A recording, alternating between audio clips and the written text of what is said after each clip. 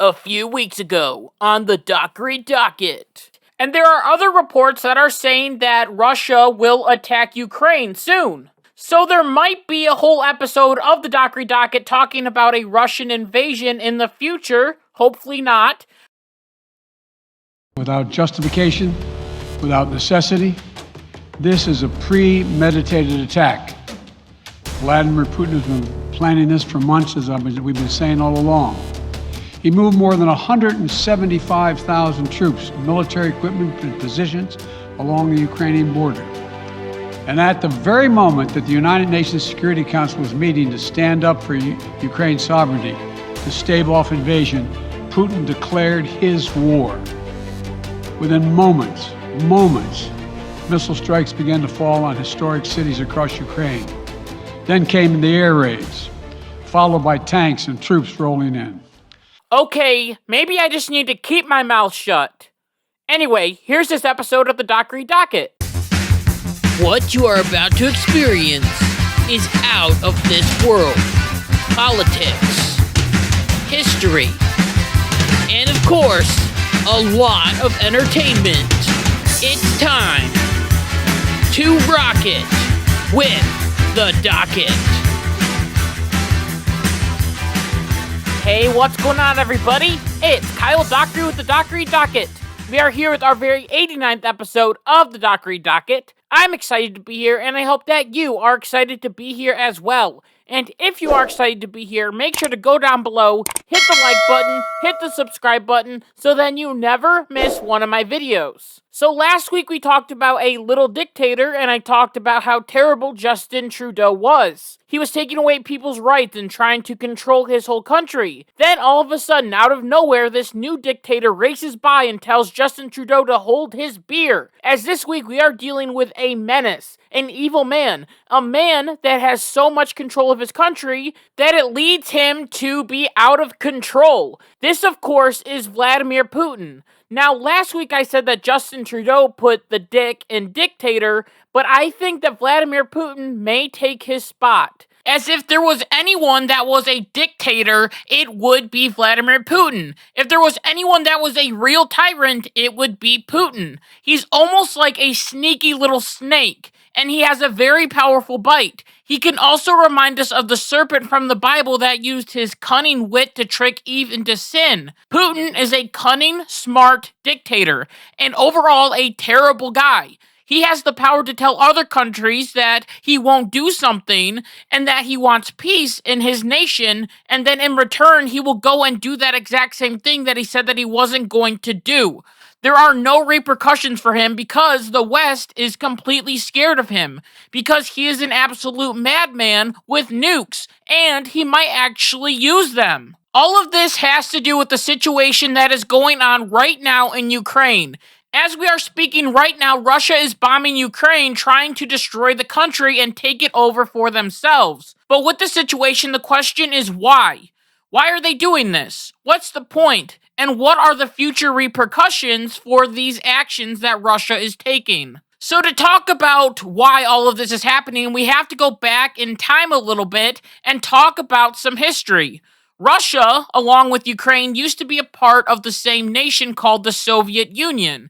And when they were together, the Soviet Union government didn't really treat the people of what is now today Ukraine very well, as Ukraine was and still is known today for having very fertile ground, which is good for growing crops. So the Soviet government kept asking Ukraine to produce more and more and more and more food.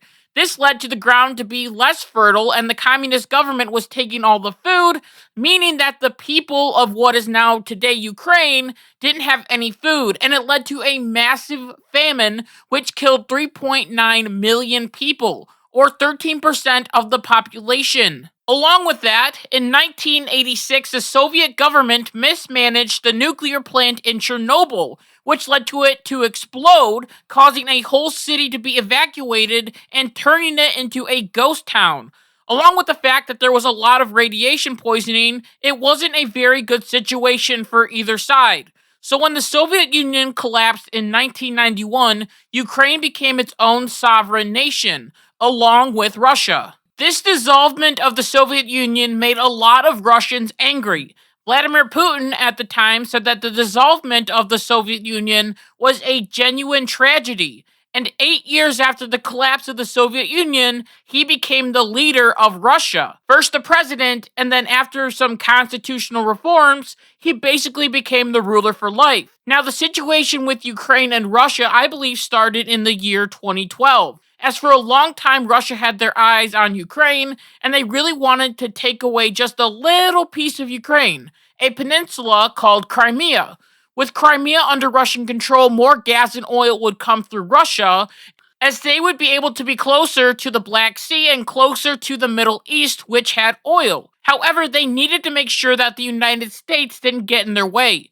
As in 2012, the opportunity came, as there was a hot mic moment that caught Obama talking to Medvedev, a high-ranking Russian official, that after the 2012 election, Barack Obama would be more flexible with Russia. What does this mean? Well, it could have meant that Obama was giving Russia the green light to do what they wanted when it came to Ukraine or anywhere else that the Russians wanted to attack. Later that same year, Obama debated Governor Romney, where Romney said that Russia was a major geopolitical threat. Obama attacked him on this and said, well, the 80s called and they want their foreign policy back. This ain't the Cold War. Of course, that is just paraphrasing on my part, but the point is that Obama was downplaying the threat that Russia was. This was an advantage to Putin and also Russia. And when the 2012 election was over and Obama gained a second term, he was more flexible with Russia, as 2 years later in 2014, Russia took over the Ukrainian peninsula of Crimea, which is what they wanted from the very start. The United States didn't respond with any sanctions on Putin. We, meaning the United States and our allies, never sent troops in at all. NATO didn't go absolutely crazy and try to stop it.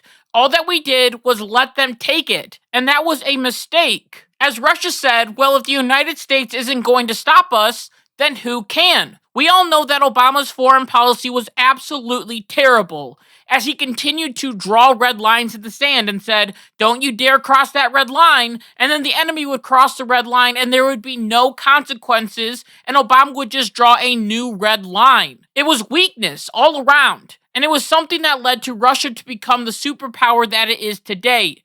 If no one is going to stop them, then they can do what they want. Then the 2016 election happened and Trump took over. And with Trump, there was some drama when it came to Ukraine, as there was a phone call between Trump and the Ukrainian president where it was claimed by crazy people like Adam Schiff that Trump was withholding military aid from Ukraine if the Ukrainian president didn't investigate Joe Biden and his son, as there were some shady deals going on, which there are still shady deals with Biden and his son. However, Donald Trump never withheld anything from Ukraine, including missiles that were meant to protect Ukraine from a military attack against Russia. For the 4 years of Donald Trump's presidency, Putin never touched Ukraine at all. One theory that I have, and many other pundits have, is that Putin didn't know what Trump was going to do next, because we all know that Trump was a little bit unpredictable. So Russia just sat back and waited. Now, there are people to this day that are saying that the current situation with Ukraine that is happening right now is 100% Donald Trump's fault. This to me is absolutely ridiculous, as there are people all over Twitter saying that Trump was a Putin puppet, and Trump just loved Putin and let him do whatever he wanted, and they post pictures of Putin and Trump together. Well, guess what? There's a picture of Putin and Biden. Here's a picture of Obama and Putin. Here's a picture of Bush and Putin. That doesn't mean that they're puppets of each other. If this were true, why wouldn't Russia just invade Ukraine while Donald Trump was in office? It would have made so much more sense. If Trump were working with Vladimir Putin, then Donald Trump would give him so much flexibility that Vladimir Putin could do whatever he wanted. He could have reestablished the Soviet Union just like that. Trump wouldn't put any sanctions on Putin, and Putin would just be able to walk right into Ukraine and take it all for himself. There are also other tweets and other people saying, well, thank goodness Trump isn't president for this situation. Well, he was for 4 years and nothing happened with Ukraine and Russia. This may have been because Putin needed someone in the White House that acted just like how Barack Obama was, and that came when Joe Biden won the presidency. As when Biden came into office, once again, Putin took his time to feel out Biden. Would he be strong in the face of Putin, or would he be weak on foreign policy like Barack Obama was? And then a terrible situation happened, as Joe Biden botched the situation in Afghanistan, which led to the Taliban taking over and 13 US military personnel being killed and our friends and allies being left behind in Afghanistan. I believe at this moment, Putin knew that there was no way that Joe Biden was going to be strong enough to stop him if he invaded Ukraine. Putin also knew that if a war in Ukraine started, the United States would help very little, if at all. So for him, it was a win-win. I believe at that moment, Putin started to get his troops together, as troops continued to go to the border of Russia and Ukraine. This, of course, made the US and our allies very nervous, so we ourselves also put troops into place. We put them in allied countries, trying to stop Putin from pushing any further. Now, before the attack happened, Biden tried very hard to make sure that a full-scale invasion wouldn't happen. While tensions were getting hot, we were trying to meet with Putin. We were trying to say, hey, don't do this, don't do that. It's going to be okay. Don't attack Ukraine. We were trying very hard to make sure that there would be peace between these two nations. However, that didn't happen, and it was Putin that took the first shot. As Putin said, now these are Ukrainian countries, so they're in a different language, so I might say them wrong, but he said that Luhansk and Donetsk were both independent countries, and so to protect these new independent countries, he was going to send his military in. This was a lie, as these two independent countries, quote-unquote, were still Ukrainian territory, as this meant that Russia was technically invading Ukraine. This absolutely ticked off Joe Biden and our allies. And so Joe Biden decided to do the only thing that he could do, and it was the absolute right thing to do, as he put sanctions on Russia to stop Putin from continuing his assault on Ukraine. This meant that America, along with our European allies, were going to cut off Russia from different bank accounts so then rich oligarchs in Russia couldn't get their money. Now, don't get me wrong, this could have hurt Putin and also his country a lot. But what would have been a better idea, and also more helpful for America and our allies, would be for America and our allies to stop getting oil from Russia, along with natural gas and other forms of energy, as this would absolutely hurt the Russian economy, as Russia is known for being the gas station of Europe. So cutting them off would be detrimental to them and they would start losing money. So why don't we do this? Well, energy sanctions can be harmful to our allies and to the US as well. As if we were to say we are going to cut off Russia 100% or even 50%, then Europe would struggle when it came to energy prices. As according to Reuters, Europe gets 40% of its oil and 26% of its gas from Russia, leading to the unfortunate situation of these different sanctions actually hurting countries on the good team, and Putin just sitting there with his arms crossed waiting for us to crawl back to him. This is especially true when it comes to Germany, as Germany and Russia have a pipeline deal which is called Nord Stream 2. In the list of sanctions, Joe Biden decided to close the pipeline down, even though one of Joe Biden's very first executive orders was to reopen up the Nord Stream 2. Trump already blocked it, but it's fine, it's fine. But now that the Nord Stream 2 is closed, this can actually hurt Germany, who agreed with the United States and decided to close the pipeline as well. However, this could mean that energy prices could rise in Germany, Europe, and the United States. But it was the right thing to do to close that pipeline and also put on sanctions for Russian money. However, the question is, are these sanctions actually working? Well, in a chilling turn of events, it might have made the Russian dictator a little bit more angry. As the day after the sanctions were put into place, he had a stark warning for the world. Now, I can play the video, but he is speaking in Russian, so while he is talking, I will tell you what he said in the speech. As in the speech, Putin said that he was creating a special military operation to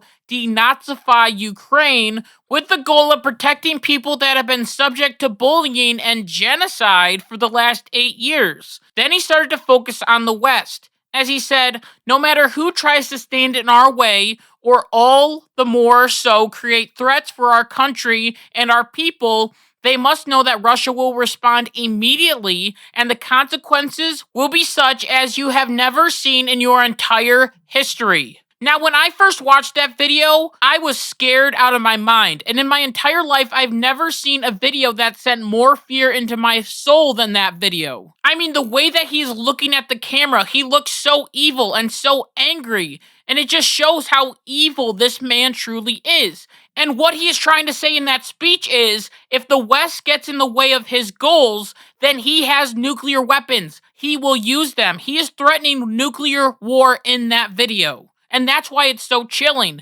That's why it's so scary. And that's why this man is a complete madman. Now, this speech also had the cunning part of Vladimir Putin, as he said that there was bullying and genocide happening in Ukraine. As far as I'm concerned, there hasn't been a genocide and no one has been bullying in Ukraine. All the Ukraine wants to do is be its own separate nation and just relax, maybe join NATO and hang out with the West. Putin also says that he wants to denazify Ukraine, which is weird because the president of Ukraine is actually Jewish, so I don't think that he would be a very good Nazi. And if anyone in this situation is acting Nazi-ish, then it would be Vladimir Putin, as the comparison is uncanny, as both Putin and Hitler decided to attack a sovereign nation. For Putin, it was Ukraine, and for Germany, it was Poland along with Czechoslovakia.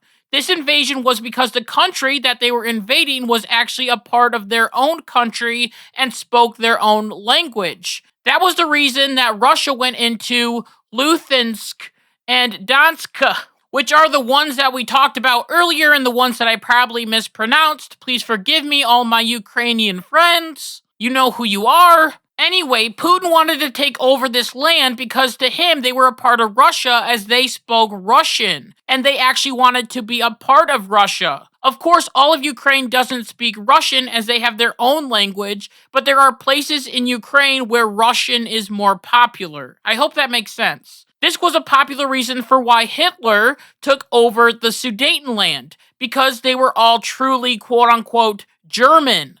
Along with this, both men want to make a larger nation or turn their nation back to its former glory. Hitler wanted to make a state full of Aryan Germans and take back all the land that Europe took when they signed the Treaty of Versailles in World War II. For Putin, he wants to recreate the Soviet Union and return the Soviet Union back to when Stalin was the leader. This makes Vladimir Putin a tyrant, a dictator, and to me, I think he is truly a Nazi. I mean, I'm not even sure how many times I have to say it to remind you of how much I don't like this guy. Putin is evil, 100% evil. So after all the sanctions, after all the diplomatic talks, after all of the desperate attempts from America and our European allies to stop Russia from invading, Russia started to bomb Ukraine.